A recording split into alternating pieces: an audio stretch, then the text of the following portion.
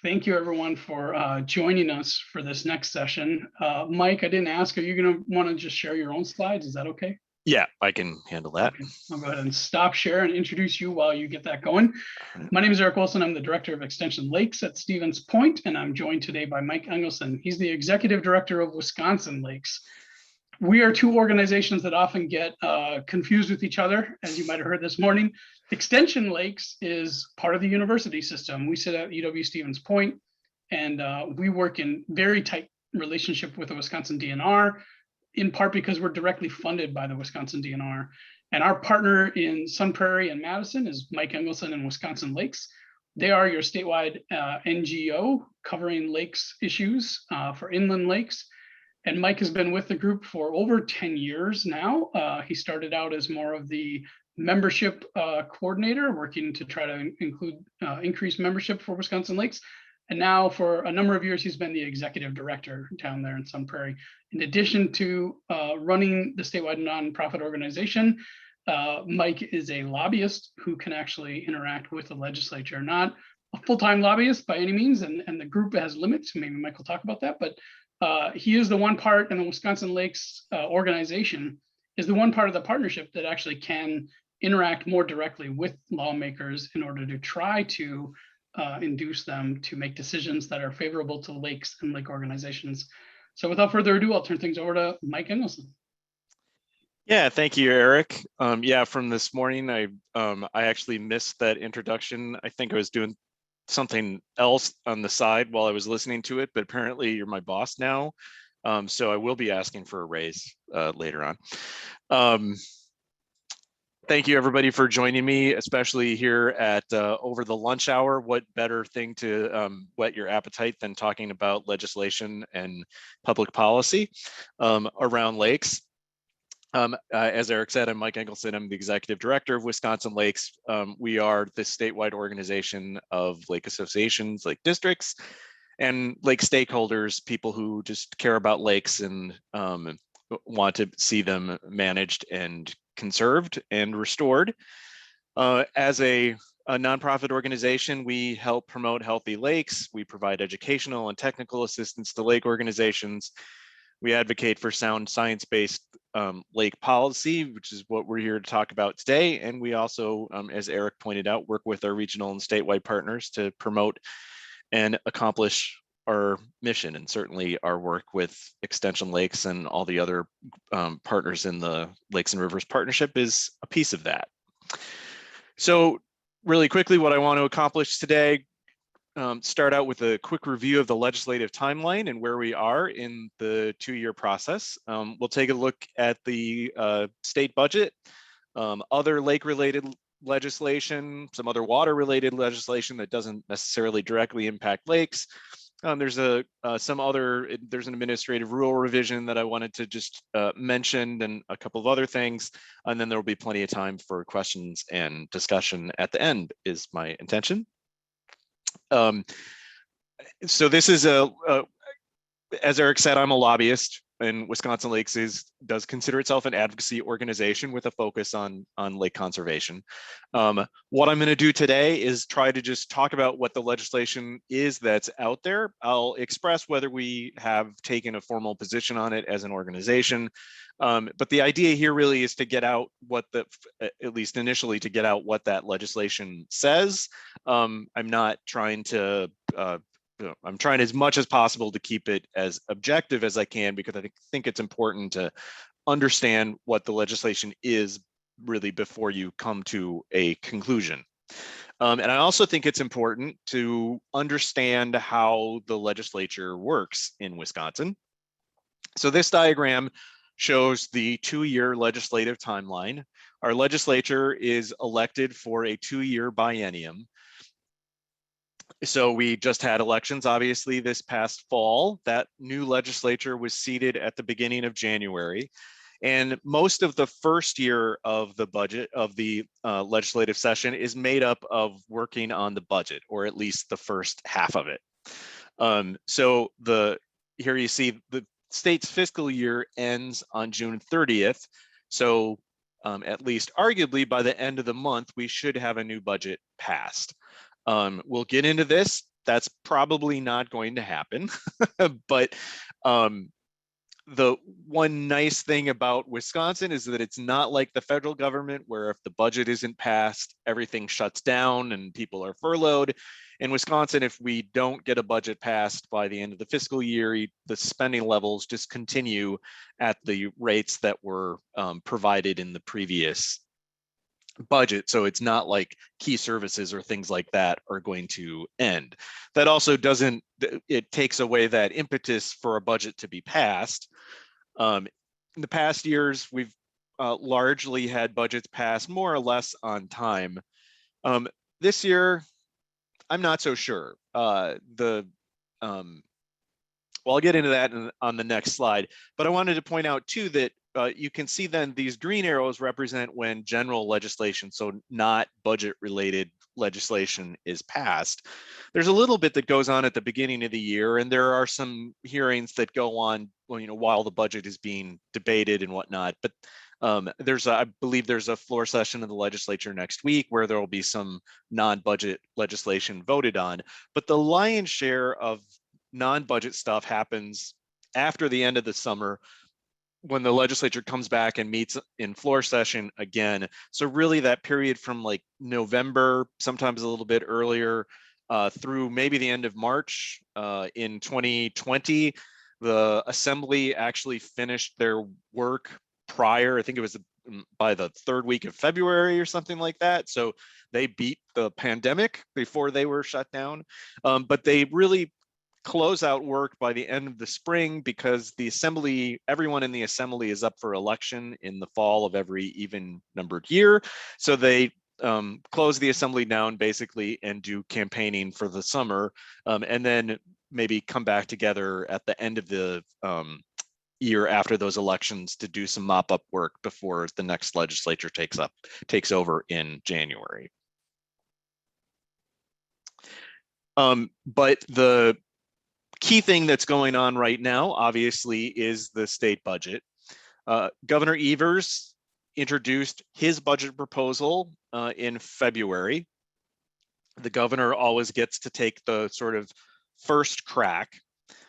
Then it's handed over to the legislature. So the governor is actually introducing a bill into the legislature, and the body in the legislature that goes through the entire budget and comes up with the document that then gets sent to the full assembly and full Senate to vote on is the Joint Finance Committee. That's a committee made up of 12 members, equally divided between the assembly and the Senate, because the Republicans hold majorities in both houses. There are 4 Republicans and 2 Democrats from each house on that committee. Joint Finance doesn't have to take up the governor's budget proposal necessarily. They can work from what is called the base budget, which is basically the budget that we're operating under right now, minus any appropriations that were made just for this 2-year period. So sort of the level of funding that is assumed will go on permanently until it gets changed in a future budget. And that is what Joint Finance did. The governor proposed a budget that was had lots of, in our opinion, lots of really good stuff, especially in terms of water, and we'll go through some of that. But it was an aggressive budget that had a lot of proposals in it, and the Republican-led Joint Finance Committee decided that they wanted to just not deal with some of that stuff. They hold a series of hearings where they consider different parts of the budget. So the hearings for the natural resources and agriculture sections, which deals with restorative and sustainable agriculture, as well as other agricultural components of the budget. Those hearings were already held. They were held earlier in June.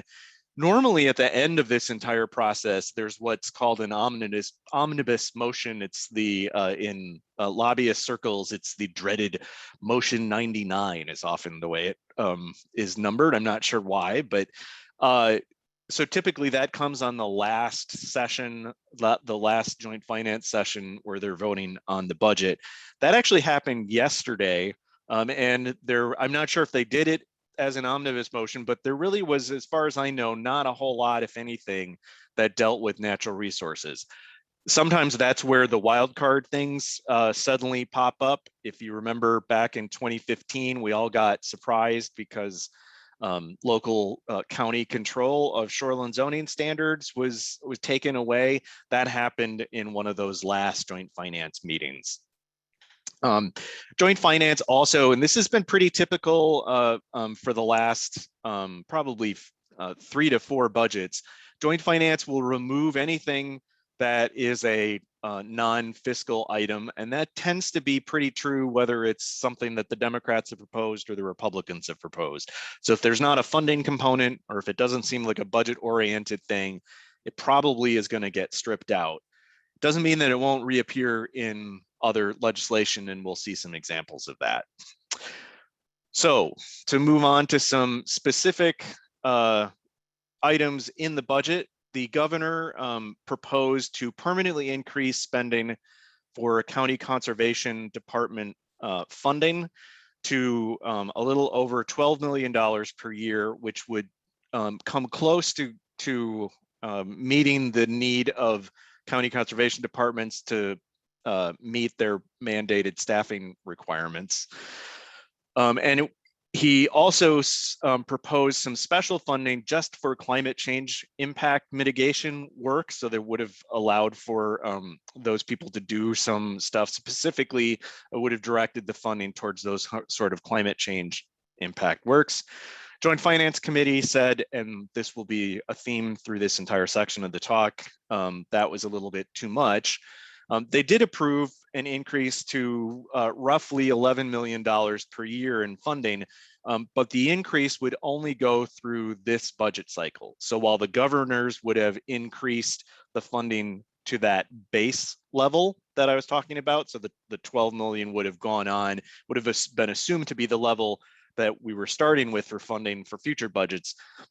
This $11 million for this budget would drop back to the original amount, which I should have looked up before we got here. I think it's like 9 million or something like that, but it's less. And this has been a repeated request of most in conservation related organizations that we need to fully fund our county conservationists, because obviously they're the boots on the ground that are doing the hard work at the county level of helping us all do what we need to do, whether it's aquatic invasive species work or water quality work or other things, even dealing with land. Another big issue that has been important to us is the Knowles-Nelson Stewardship Fund, which is the fund that allows for purchasing of land to preserve it for conservation purposes. The fund had been reauthorized in the last budget just for 2 years. The governor proposed that it would be authorized for another 10 years with $70 million per spending, funded by $700 million in bonding over the 10 years. There's also a provision that joint finance can review and I believe reject some purchases if they are at a certain threshold amount or above that amount. The governor asked to increase that threshold amount, so not so many purchases would end up going under JFC review. I honestly am not sure how many actually have. I was not able to find that out before today. But it would also, the governor's proposal also would allow the department to close privately owned stewardship property. So stewardship funds could be used to purchase a conservation easement or something like that. Anything that's purchased by stewardship funds has to be open to public access. So you have to be able to go hunt on it, hike on it, whatever. Right now, if it's privately owned land, it can only be closed for reasons of public health or safety. DNR would have liked to have been able to also close it because of increased capacity if that was just causing damage to the features of the environmental features of the land. So the governor asked for that. Joint Finance said, well, we're not going to change the JFC review and we're not going to change the closing process, but we will reauthorize the fund. We'll only do it for 4 years. we're going to limit spending to $32 million and only provide $85 million in bonding over those 4 years.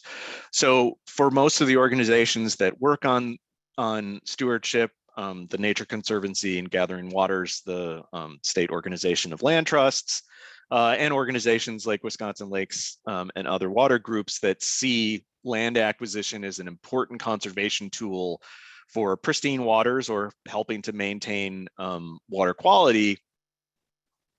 We were disappointed, obviously, that the 10-year reauthorization didn't happen. But even a 4-year reauthorization is at least something, and it gives a little more time to continue to work on this issue.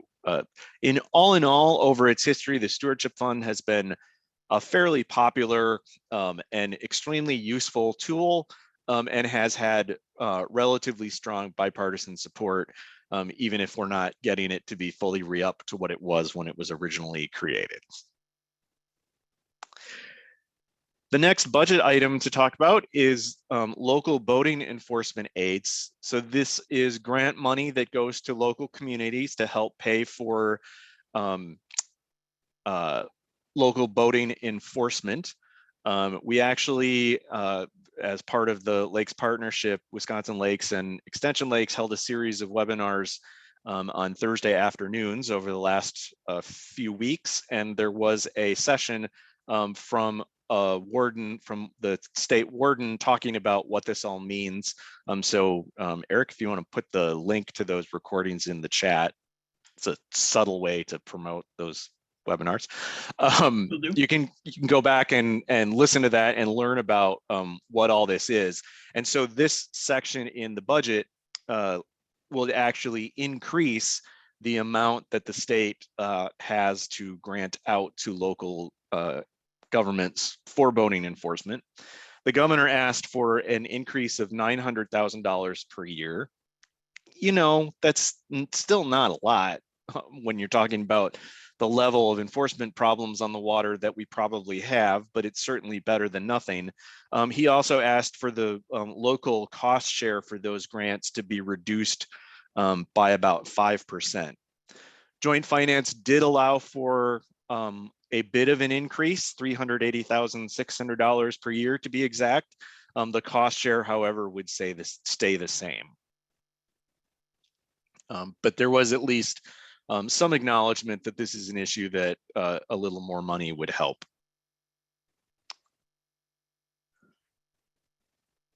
And then I believe this is the last item that I'm going to talk about, at least. PFAS are chemicals that stick around in the environment. They've been around for a long time. They're used in firefighting foam. They were used in nonstick cookware, coating, and hundreds, if not thousands, of other applications. We are finding all over the country that PFAS are becoming more prevalent in the environment. They are showing up in both groundwater and now surface water sources in the state. There's special problems in, I believe it's Marinette County. Dane County has some problems around the airport. There are sections of La Crosse, an island in the Mississippi River, can't use their drinking water because it's contaminated. And it was just announced, I think, last week that the fish in the Yahara River system, or at least a portion of it in the Madison area, there's a fish consumption warning because of increased levels of PFAS in the fish. Wisconsin doesn't have definitive standards on the chemical because it's a fairly new problem, at least that's arising in the. It's not a new problem; it's been around for a while, but we're just now realizing that it's something we have to deal with. So the governor proposed a host of things that would help deal with the issue, from a very full-fledged action plan with implementation and staffing, testing labs, setting the groundwater standards, setting public water sampling protocols, and a number of other things. It was, I believe, in the range of $20 to $25 million in the proposal. Joint finance said, well, we'll give you the firefighting foam disposal money, just a little bit of that. And then I'm actually not sure whether it did finally make it into the budget or not. I had heard that there was going to be a local grant program that was put in there. It has been introduced as a separate bill, but that's really all that was placed into the budget. This pollutant is one of the sort of bellwether fights in the environmental community.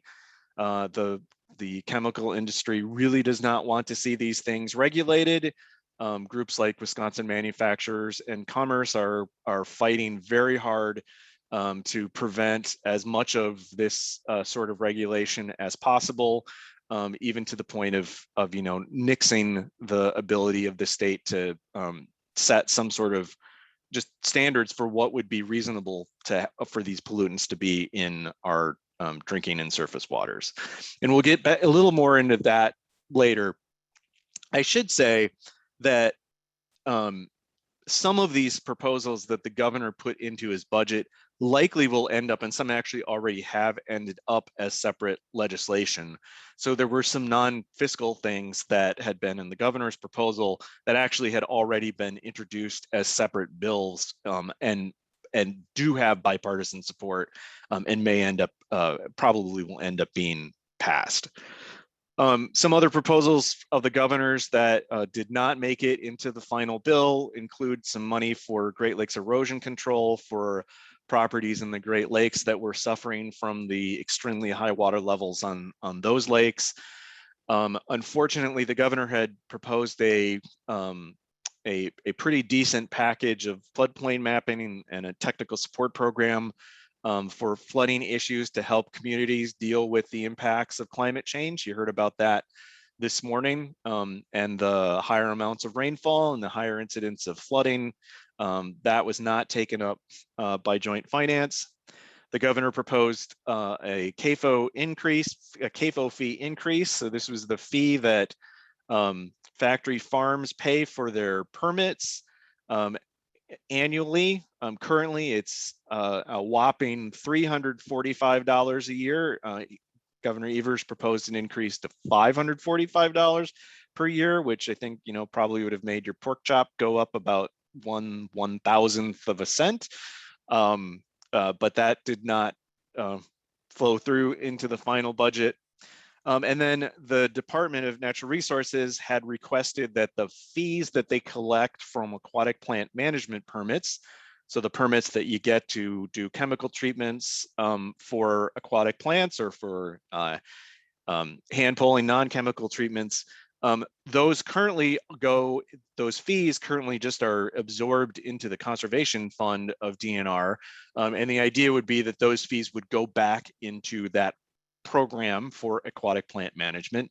And to my knowledge, joint finance did not accept that idea either. There are many other things that obviously are in the budget. Those are the highlights from my perspective environmentally. There's also stuff that deals with lead lateral and lead pipe replacement. Much of the environmental, of the real hot button environmental issues right now really deal with drinking water more than surface water. And so from the standpoint of what we're talking about today, lakes, the impact of whether or not those things happen is not so high, unless of course you happen to be in an area where it's impacting your drinking water. And then I think you would probably find that it would be incredibly important to you. So that's the budget. I think maybe what I'll do is just go on and go through the other legislation as well and hold questions until the end. There honestly, at this point in the session at least, is not a ton of legislation to talk about, and most of the bills aren't that dramatic. In the past, well, one of the reasons for that is because we have a Democrat in the governor's office, so there's a direct veto threat.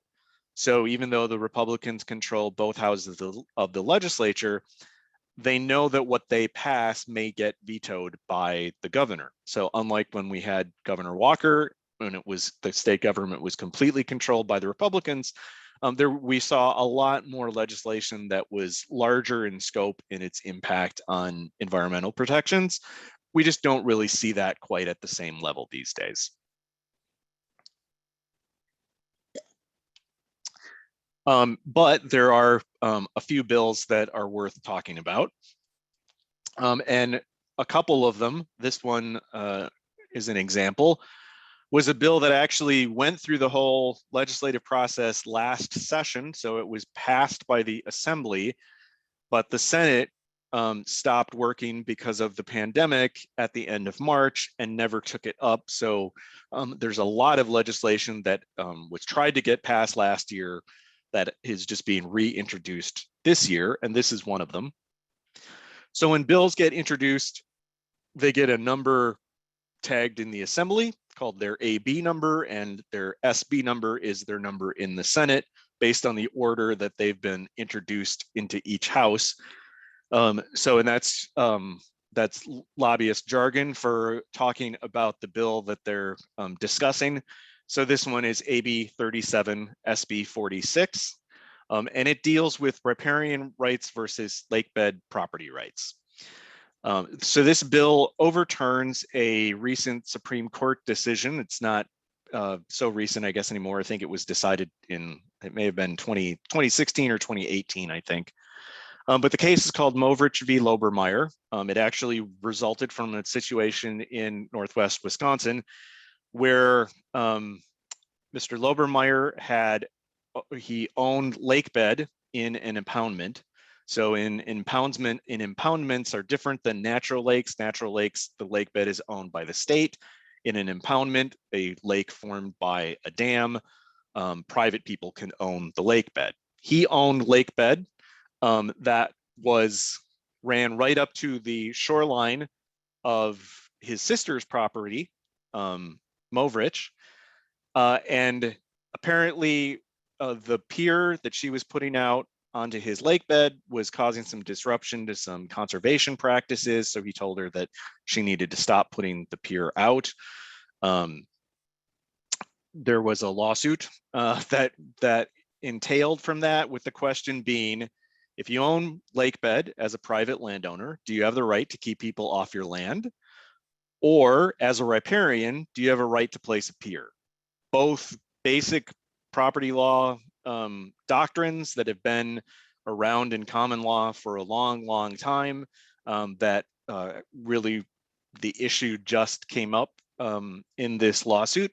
And the court held in favor of Lobermeyer and said, you have the right to tell people whether or not they can place stuff on your property, even if it's underwater, the water being public, of course, but that lakebed is still your private property and you can tell people to stay off of it. There was a bill then introduced in the legislature that flips that around and gives the right to the riparian to place the pier. That right's a little bit curtailed by the bill in the case if the lakebed is owned by a hydroelectric facility, so a utility that is using the dam. That's because the federal license that the dam owner has could be implicated if they don't maintain control of their shoreline and their lakebed. And so that was added into that bill. There's also some requirements for real estate declarations when the land is sold and such. That bill has been passed by both houses of the legislature and is awaiting action by the governor. I don't have a clue whether he will sign or veto it. I'm guessing probably it will get signed, but that's just a guess. Wisconsin Lakes did not take a position on the bill because it is really the necessary decision of in which direction one is going to go on competing property law interests. And we had equal numbers of members on either side of that issue to the people that we heard from that paid attention to it. So we did not take a strict position on that bill. Next bill to talk about is one about hydrologic restoration. a nice big term for 12:30 on a Friday. Hydrologic restoration is just the idea that you can reconnect and restore wetlands and other hydrologic features to their watersheds, especially features that are sort of higher up in the watersheds to where the water is going to flow down into rivers and streams or lakes. And in doing so, positively impact flood protection. It can help control lake levels. It can even help in water quality issues by all of the filtering kind of mechanisms that wetlands have. Really, the idea is just to try to get the entire watershed back to the way that it was before it was modified by human impact, so that it will work hopefully better than it is in its current state. What this bill would do would be basically two things. First, it would create a general permit for these sorts of activities. There are two kinds of permits that you can get in the state. Basically, an individual permit is one where you really have to do a tailored application to your specific instance of that activity. With a general permit, the idea is that those sorts of activities have been approved by the Department of Natural Resources to the point where they don't really need to go through the whole individual permitting process. And so that has pluses and minuses. It certainly can, in some instances, can lead to use of those activities for things that they're not necessarily intended for. And Wisconsin Lakes did have some concern that that might be the case here. But overall, the idea of restoring these systems and making that a little bit simpler for folks won out the day, and we do support this bill. The bill in its original form also would have created an advisory council at DNR to help the agency learn about hydrologic restoration and sort of review best practices as time went on. For some reason, that didn't pass muster with the legislature. They apparently, from what I've heard from folks that are more involved in this bill, the legislators were skeptical of creating another DNR level entity, even though it was just an advisory council.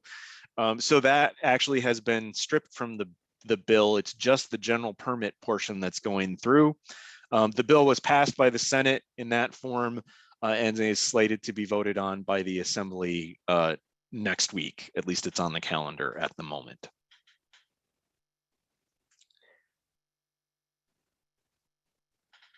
Bill number 3, biomanipulation. Biomanipulation is the idea that you can manipulate the levels of pollutants. It's most often used in relation to phosphorus and the presence of food for algae, basically, that if you change the ecosystem by manipulating the animals or the plants within the lake environment, you can control how much of that phosphorus is available for use by algae. So a prime example of that would be carp removal.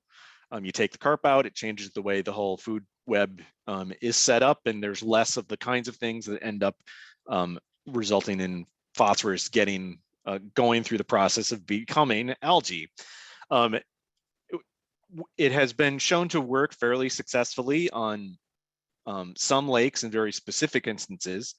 Doesn't solve the root cause of the problem of phosphorus loading into your lake. Doesn't keep the phosphorus from coming in. It might help keep it from becoming an algae bloom. But if you've got a lot of agricultural runoff or residential runoff that's causing your phosphorus loading in your lake, biomanipulation isn't necessarily a solution to those problems. It's a possible solution to sort of mopping things up when you've got those root causes fixed. But it became a cause célèbre for some legislators, and there has been a proposal. This is I think the third time this bill has been up for consideration. It would allocate just from the general fund $150,000 to DNR to give grants to organizations for biomanipulation project. So that would be outside the surface water grant program. So it's not taking money away from other surface water grant programs necessarily. The question that I asked immediately was, do we really need this? It's only $150,000, so it's in terms of the state budget, arguing over pennies. But it's 150,000 that could certainly go to other efforts, and there's probably already $150,000 in the budget that would satisfy the needs for these sorts of activities. It is something that's fundable under a surface water grant if it's part of a lake management plan and whatnot. So we didn't really see the need for it, and it seemed like if there was an argument for things that don't need to be enacted because it's needless spending, we felt like this would be one. The bill has passed out of committees in both the Senate and the Assembly, but I do not believe it has been scheduled for a vote yet. I will say that there is widespread skepticism on the part of the Republican caucus to pass anything that will be spending money. So I'd be a little bit surprised if this ends up passing for that reason, but it did pass out of committee. And then I bring this bill up just because I think it's an interesting idea. It does potentially impact some lakes if you have a launch that has fees that the local government is charging for its use. But it also shows the kind of really small little bills that can get introduced over the course of a session. So AB 285, SB 324 would allow veterans who are 65 years and older to get basically an exemption from paying any boat launch fees. So the state allows local municipalities to charge for the use of publicly owned boat launches. That those fees have to go towards the upkeep of the launch. In this case, this would allow veterans 65 years and older to avoid paying that fee. The bill was just released, I think in one house it was released middle of May. It was just recently released in the other, I believe in the Senate. So it's in committees, but it's not even gotten a public hearing yet. Sometimes these things just they're done by a legislator because it's something that they think is important. Maybe there's a constituent that comes to them that has a specific instance that they would like to have addressed. So a bill gets introduced and it may not ever be even talked about within a committee. So it never gets to the point where it's voted on the floor of either house or get to the governor for signature. But the idea is out there. Another example of a bill like that is this one. And I can't do a legislative update with throwing in something dealing with shoreline zoning, right? Because there's just always some sort of legislation. Fortunately, we've now seemed to have gotten down to the point where we're dealing with really, really, really specific things. This bill, as I understand it, it was only introduced last week. It was introduced on June 10th, so I haven't even had a chance to talk to the legislators who introduced it as to why they did. But the bill would allow a fence to be placed in the shoreline setback area if it's within I think it was 2 to 10 feet of a roadway or something like that. My assumption is that there was someone in someone's district that had a house on a shore where the road got really close to the lake and also really close to the house, and they wanted a privacy fence, and they went to and they couldn't because they're limited in the structures that can be placed in the shoreline setback area by the shoreline zoning standards. So they went to their legislator who said, yeah, that makes sense, and created this bill.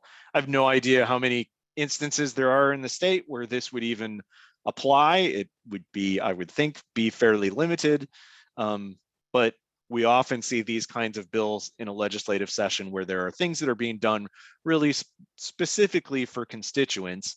Sometimes they can have unintended consequences and be more impactful than might be originally thought when the bill is drafted. I'm finding out more information about this and what this really exactly would mean, but I am I'm thinking that this is probably fairly innocuous, and who knows if it will actually even, again, like the previous bill, get to the actual to be voted on by the full legislature. So those are really all the things that are going on right now that I felt were especially related to lakes. There's a bunch of other legislation, most of which has to do, again, with PFAS. A lot of it is just taking what the governor had proposed and putting it into other separate legislation. Sometimes it was separate legislation that the governor took and put into his budget proposal. This first bill, AB 13 SB 34, was a move by the legislature to stop a rulemaking by DNR that would have begun to set standards for PFAS and I believe groundwater. So rules have to be, and I'll talk a little bit about this in the next slide as well, but rules need to be approved.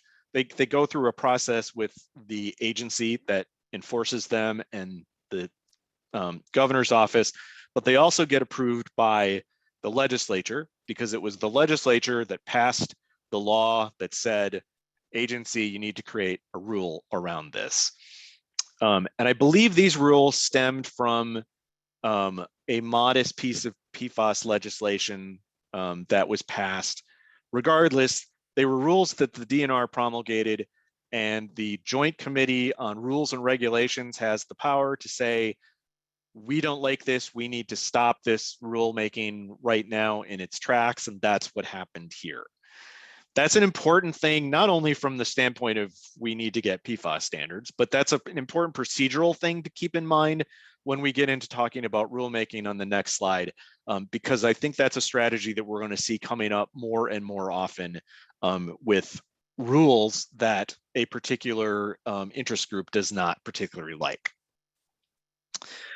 The other ones really quickly, AB 131, SB 152 banned certain highway sealants they're made from coal tars, and PAH, I think is the other name for the chemical. That was a piece of legislation that was bipartisan. It was introduced by Senator Coles from Green Bay. It was fairly robustly bipartisan, was the understanding when it was first introduced, but at some hearings, the industry really came out strongly against it. So its future is a little bit up in the air. That legislation, just double check to make sure that I get it right. That's had a hearing in the Assembly, but it has not yet been heard in the Senate. Groups like Clean Wisconsin are in favor of it. Wisconsin Lakes is in favor of it as well. And but Clean Wisconsin is one of the leading conservation organizations that's working on that bill. The rest all deal with PFAS. So there's one modest bill, AB 140, that would expand the Clean Sweep chemical collection program to include the collection of PFAS. That's great, but certainly not enough to help solve the PFAS problem. There was a Republican introduced bill that would create a municipal grant program for PFAS, similar to what was proposed in the governor's budget, I think for less money, and there were a lot more strings attached if you took the grant money. Again, that was the only provision of the bill. It would certainly be nice to see something a little bit more comprehensive, and that's exactly what you get in the CLEAR Act, which has been introduced by the Democrats as SB 361.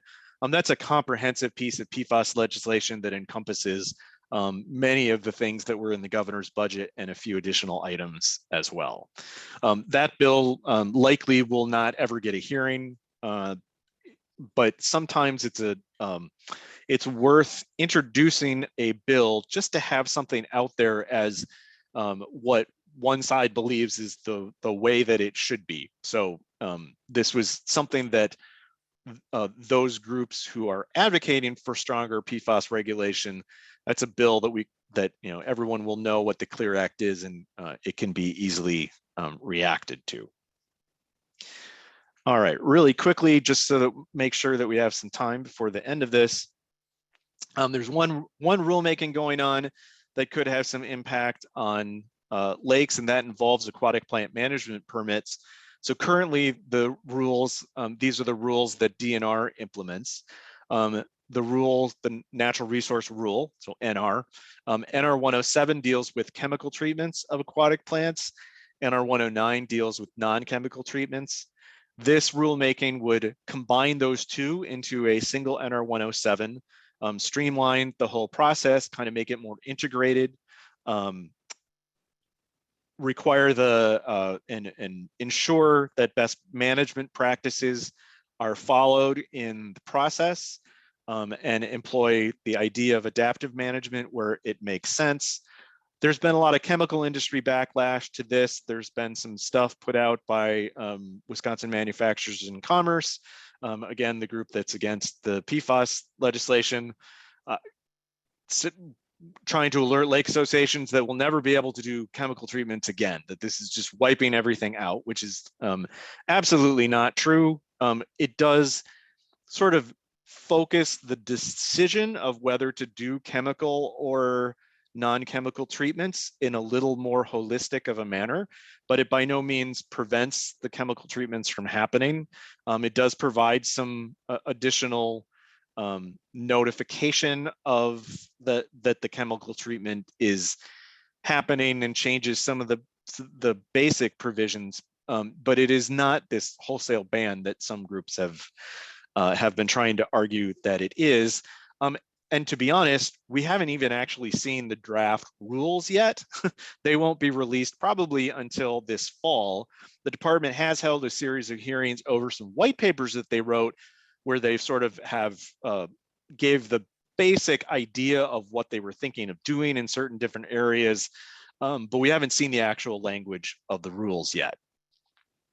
What WMC said in the flyer that it put out in regards to this was not that you should contact the DNR. I think it may have said that, but what it especially said was contact your legislator. The idea that we are seeing throughout rulemakings is that if it's a rule that an interest group doesn't like, they're beginning to tell, and this is especially true with WMC, and which again is a sort of big manufacturer. It's called the State Chamber of Commerce. It's largely larger industries are involved with WMC, and it really is telling people it's taking rulemaking fights to the legislature rather than trying to stop the rule or improve the rule in the agency process. And it's doing that earlier and earlier. That's a strategy that we're seeing. So in the future, and with this particular rulemaking, if you are in agreement with how that rulemaking is working, it's now as important to let DNR know that as it is to let your legislator know, because I think we're going to be seeing a lot more pressure on legislators to stop these sorts of rulemakings than otherwise. And I can answer some questions about that if you have them in a moment. So what to look for as we're moving forward in the future? I talked about that veto threat. That's that's something that has kept, again, those sorts of large changes to environmental protections from being even introduced as bills, because the work that it takes to do something like that isn't worth it if there's no chance that it's going to be enacted, especially when sort of the general focus of the big issue that liberals versus conservatives are arguing against has sort of shifted away from the environment in the state. But we are going to see a lot of fights on things that involve not only climate change solutions, but just, I think, climate change mitigation. Anything that has a flavor of climate change, like flood control impacts, is being challenged, and there's going to be a fight to get some of that passed. We talked about the PFAS and the rulemaking fight. And the last thing I'll just mention is that legislative districting is up. That's not obviously explicitly even conservation related, but it does impact who your representatives are and the districts, the size and the shape of the districts they serve. and that can impact whether or not people can, the likelihood of being reelected, and whether or not we have legislatures that stay within one party, be it Republican or Democratic. And so you've probably heard that in the media. That's not an issue that Wisconsin Lakes necessarily is able to spend a whole lot of time on, but there are groups like Wisconsin Conservation Voters and others that certainly are spending time on that whole issue of legislative district mapping and gerrymandering and all that kind of stuff. And the last thing I'll say is just some ideas to help keep you informed and how to act. You can follow us, obviously, at wisconsinlakes.org, sign up for our emails. You can, always research bills and find your legislator and more on the legislature's website. It's got lots and lots of information on there, so you can see what that link is.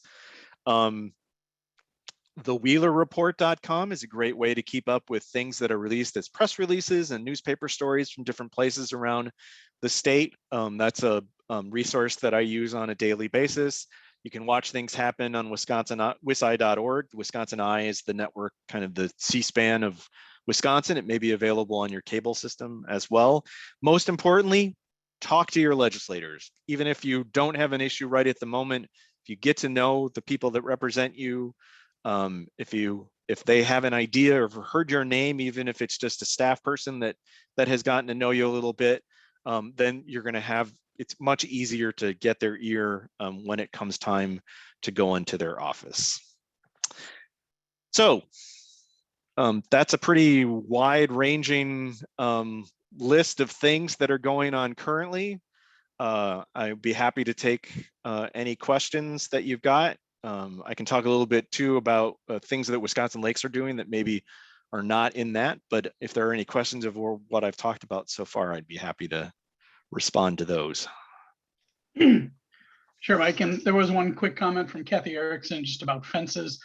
You almost have to contact your local zoning authority to find out about fences to decide or to learn which ones are considered a structure and which ones are not. So she referenced a small wire fence to kind of maybe keep kids from running out into the road.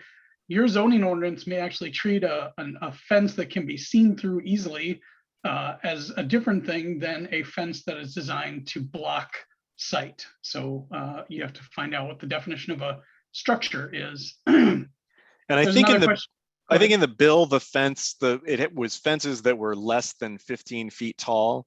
But that's a good question. I don't remember if it had anything about whether or not it was a fence with that had, like a wire fence that would have holes in it or not, or if it was solid. Sure. And if you're trying to block the sight and sound of cars, you're probably going to go with a fairly solid fence.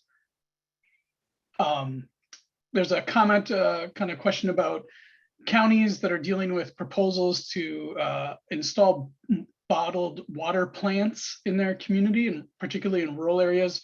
There previously was a proposal in Vilas County to do this. Now it seems there's a hot proposal to do this in Herbster and Bayfield County. These keep coming back, it seems, to the county board. People have an idea that they should be bottling this water. Is this on your radar, Mike, or anyone at the state level? I have definitely heard about all of those issues. It's not come up in a whole lot of places so far, thankfully. I've not heard of anything going on a state level around it. That doesn't mean that if someone doesn't get the ear of their legislator, that something won't come up. So it's certainly something that we keep a watch out for. Yeah, I think there's a CAFO proposal over in Polk County, I think, that's kind of got local people certainly interested and excited about the negative consequences that could come about. We haven't in Wisconsin come to a happier place when it comes to land use decision making and local authority versus county authority versus state authority. I think there was a dream, if you will, back in the 90s that comprehensive planning legislation and revised zoning codes would calm the waters, but still we see these battles coming up, right? Yeah, definitely. And watching different areas where local control is being stripped away is something that we're paying a lot of attention to. There are questions in terms of the ability of communities to control short-term rentals, doing the kinds of local boating ordinances that Wisconsin Lakes is talking about in terms of regulating and helping mitigate the impact of more intensive recreational use of the lakes, to the cardinal example of stripping counties of shoreline zoning standard generation. Yep. Got a question from Jesse, just kind of a reminder that sometimes we use acronyms that we assume everyone knows what they mean, but PFAS stands for. So I'm not going to attempt to actually say what the acronym stands for. I don't even know what the CLEAR Act acronym stands for exactly. So PFAS is it's a contraction of the chemical name, and PFAS is a general term that relates to thousands of different chemicals. There's a whole host of them in that class. And they're generally used for things like they are in firefighting foam.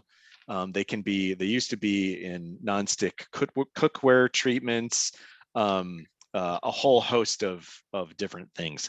Per and polyfluoroalkyl substances. Yes. And so they're a particularly useful chemical in that they can adhere to some things like a pan. So you can apply them to a cooking pan, but then they also repel certain things. And so when you put it as a nonstick coating on a pan, it sticks to the pan, but it allows things to move around. And we've created all sorts of products that benefit from these types of substances. The problem that's cropped up is that when we consume these, when they get into our bloodstream, they are in many cases cancer causing. And so the problem is that we've created a set of chemicals that are cancer causing, and they're called sometimes forever chemicals, because another interesting trait that they have is that they break down extremely slowly in the environment. So they become similar to things like DDT and PCBs in our environment, where they can bioaccumulate in certain organisms. And so you may have heard recently that in Mike's neighborhood in the Madison area, there's now limits on fish consumption that the DNR has had to place on the lakes there due to the accumulation of PFAS in the fishery. And it has really, we're just now beginning to see these problems being identified in surface waters. When this initially came up as an issue, it was because it was being found in drinking water. So I believe it was the Tyco plant near Marinette made nonstick cookware and other products with it, and they may have manufactured the firefighting foam even. They did, and they tested that on the equipment up there. Yeah, and so it was getting in, it was leaching into the groundwater, getting in people's private wells, and so they're not able to use their drinking water from their tap. But we are now beginning to see it in more and more surface waters. It was found in, I forget what, there was a lake near Rhinelander, I think in Oneida County. Again, like Eric said, the fish consumption advisory in Dane County. It's another reminder too that our water system is not separate. There's not a groundwater system and then a stream and lake system. It's all one system, that they're all tied together. Groundwater feeds into our streams and our lakes. And so an issue that does emerge as a groundwater issue is probably not long off from becoming a surface water issue. And I think it was a hope of the governor and the legislature that we would have some more comprehensive statewide legislation around water, building off of the Year of Clean Drinking Water and then the Speaker's Water Quality Task Force. And yet that really hasn't come about, has it, Mike? It hasn't. The bills that were introduced were, the process was great. A lot of good information was found. The bills that were introduced in 2020 were, not comprehensive. They weren't going to solve all the problems, but many of them weren't horrible and would have been nice to have been passed, but they ended up even not getting acted on because of the pandemic. And the legislature pretty much went away through most of 2020 and didn't come back and act on anything else. So some of those may get resuscitated this year. The biomanipulation bill actually is is one of the bad examples, in my opinion, of things that came out of that process. There were some really good ideas relating to regenerative agriculture, supporting rotational grazing, soil management practices, things like funding for producer-led councils, farmers working with farmers on sustainable agriculture, things that actually is getting funded by the by Joint Finance Committee. I believe at the same level that the governor asked, but so some of that may come back, but definitely was not the end of the process that we had hoped it might be. Yeah. Any other questions before we close out? The one other thing I'll mention that Wisconsin Lakes is working on, we are in the beginning to put together a legislative ask for some modifications to Chapter 33, the law that governs lake districts in Wisconsin. So actually, Eric and I and a director one of my directors are going to be meeting to go through a list of a bunch of things that we're considering going to someone and ask for. So look for that, more information on that coming out in the fall. And I mentioned that that Wisconsin Lakes is working on the all of the problems with recreational impacts to lakes, as we've seen increased recreation both in numbers and in power of watercraft and things like that. So a little there is not necessarily any big state level policy initiative that I have around that, but I'll plug the next session on in this particular stream. The folks that did the study on North Lake will be talking about what they've learned about how different watercraft create waves and the potential impacts of those waves, everything from jet skis up to wake boats. And that kind of science and data information is what we really need to continue to get in terms of those sorts of issues. So that'll be coming up next. Thank you, Mike, for that plug for the next session. That starts at 1:15. Please join me in giving a virtual round of applause to Mike. You can put a comment in the chat, or you could use your reaction button like this here to create a hands clapping sort of icon.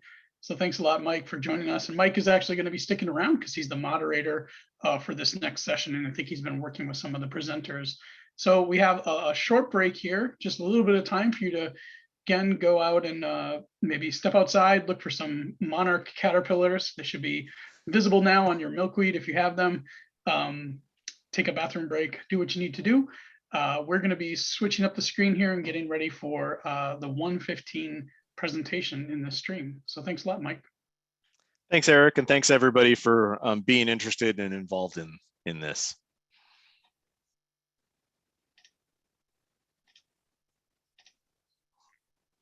And I got the screen up for the next one, and I should hit stop on the record.